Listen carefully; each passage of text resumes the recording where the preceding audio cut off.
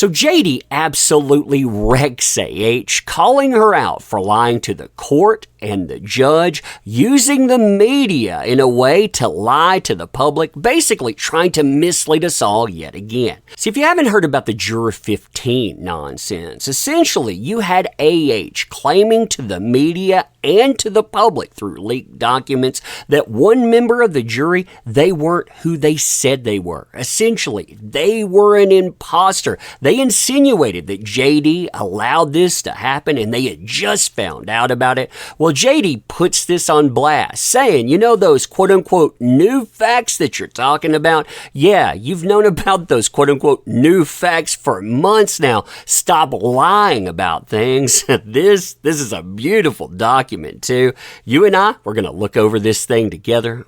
Fun times, huh? Fun times indeed. So, hey there to all you fine folks on this fine day. By the way, I hope you are doing excellently. And I have to say that I absolutely love this document. Why? Because it is a beast. It spends pages calling out AH, saying that she lied willfully, she timed things in an improper manner so that the plaintiff, they wouldn't know about what was coming up. Why? Because they were going to allege something that was so improper that, well, just look at the filing here. I mean, this, like I said, it is golden. Quote, argument. Defendant AH's filing is untimely. And this isn't just about timing. This is about timing so to mislead.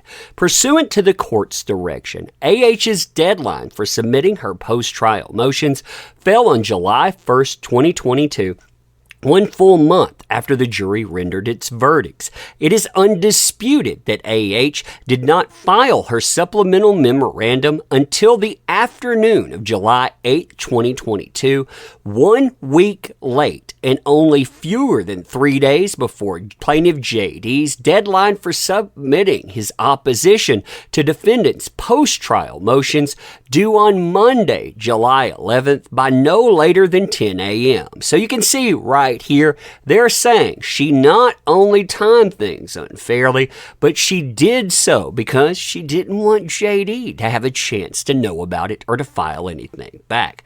True to form, you can see this is going to be a call out right here. Defendant neither notified plaintiff of her forthcoming supplemental memorandum nor sought leave of court for filing it 1 full week out of time. Because AH filed late and without leave of court, the court should grant plaintiff's motion to strike. Right there, JD didn't know it was coming. The court said you need to have this stuff done, but by X time. That alone, that should disqualify it. But look at why she did that. This calls it out even more. AH had access to the purported quote-unquote new facts months ago, and they call her out saying, you know what, she knew about this information all along. She's trying to mislead you. Quote, in her supplemental memorandum, AH does not, because she cannot make any proffer as to why she could not have discovered the quote-unquote new facts until now.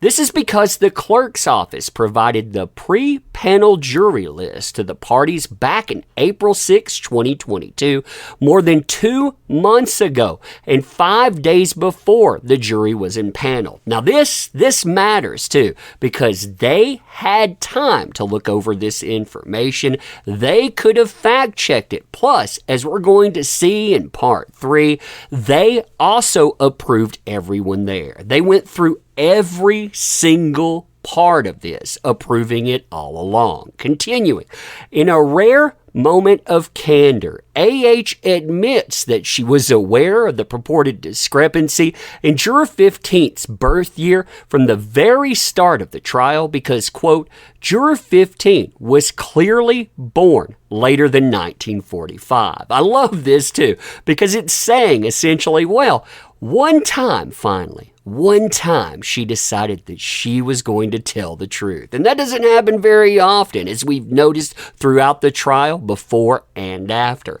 AH therefore concedes, it continues, she had more than enough time before the trial started And during the 6-week trial, when at least 2 alternatives were available, and that's the alternates. I mean, she actually could have said, hey, I don't want this juror here. There's something wrong. We need to replace them.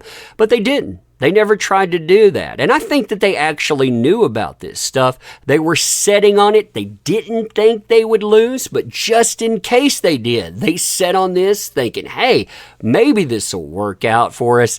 Yeah, to investigate it continues and discover the alleged new facts. Clearly, AH waived any right to allege new facts. She chose not to investigate for so long, much less to demand the extraordinary remedy of a mistrial. And that would be an extraordinary remedy to this, because what she's alleging here, it's not like someone snuck in a juror. I mean, listen to what really happened. AH in number 3 cites no unfair prejudice. Even if AH had filed her supplemental memorandum in a timely manner, which she did not, and even had she not waived her right to raise the alleged issue by sitting on the information for more than 2 months, which she did, the court should still grant plaintiff's motion to strike defendant's supplemental memorandum because AH failed to cite any unfair prejudice. And that's true, by the way. When you look at what she's alleging, she's saying, well, there were 2 people living at the same address. One was older, basically a father and a son here. One of them was supposed to come in, the father. Instead, the son came in. Okay, well, does that make them impartial? Absolutely not. As it says here, even assuming, her latest thesis, i.e., that a son served instead of a father, there would be no prejudice, as Juror 15 was qualified to serve as a juror in Fairfax County. He was vetted by the court. So the court, they went through all the information. They decided that this person could indeed serve on the jury. I mean, that was decided on. And beyond this, and this is a big deal when you look at it, and the parties' counsel, just as all the other jurors were. So it wasn't just something that was vetted by the court. This was also vetted by party counsel. We're not just talking about JD's counsel here either. We're talking about AH's counsel as well. So when they're looking at their jurors, when they're saying, oh, this is unfair, we need a mistrial. Yeah, they knew about it all along. There is no prejudice in any of this, and they waited until the last second had expired. They went well beyond it. Then they filed. They messed up on every front. Again, this is why they leaked it to the media, because they absolutely knew that this would not fly. But anyway, let me know what you think about all of this stuff. And as always, I appreciate the heck out of you. You make this stuff work. Thank you. I can't say that enough. If you want to help the channel out, there are links in the description. We could always use your help too, but you being here is the biggest help of all. Thank you. Appreciate you. Ending here. See you soon.